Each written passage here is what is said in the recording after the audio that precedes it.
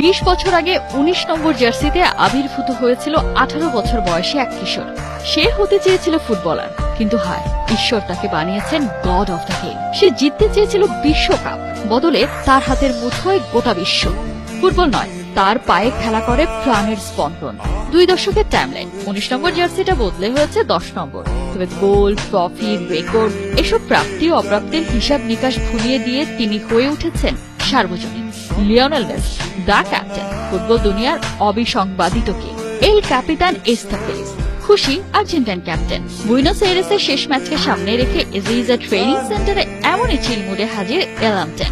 লিওকে একটিবার দেখতে সমর্থকদের ক্লান্তিহীন মধুর অপেক্ষা। কে জানে এই পাড়ায় আর পা পড়বে কিনা ঘরের ছেলের। বিশ্বকাপ বাছে ডাবল হেডার শিডিউলে আর্জেন্টিনার প্রথম ম্যাচ ভেনেজুয়েলার বিপক্ষে।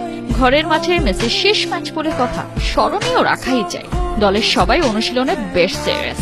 আবেগকে সরিয়ে এই শিডিউলে অবশ্য মেসির জন্য অপেক্ষা করছে নতুন একটা ম্যাচস্টোন। কোয়ালিফায়ারে মেসি এরই মধ্যে অল টাইম গোল স্কোরার। তবে ভেনেজুয়েলার ইকুয়েডরের বিপক্ষে মাঠে নামলে আর্জেন্টাইন সুপারস্টার হয়ে যাবেন সবচেয়ে বেশি বাছাই পর্ব খেলা ফুটবলার। ক্যারিয়ারে 71টি কোয়ালিফায়ার ম্যাচ খেলেছেন লিওনেল মেসি। 72 ম্যাচ খেলা ইকুয়েডরের সাবেক ক্যাপ্টেন ইভান ক্রিস্টোফার।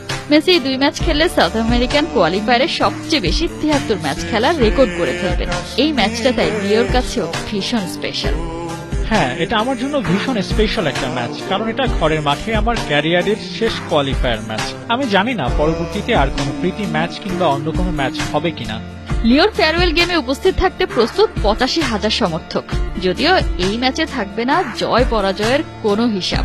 সমর্থকরা শুধুই বলবে থ্যাংক ইউ ক্যাপ্টেন।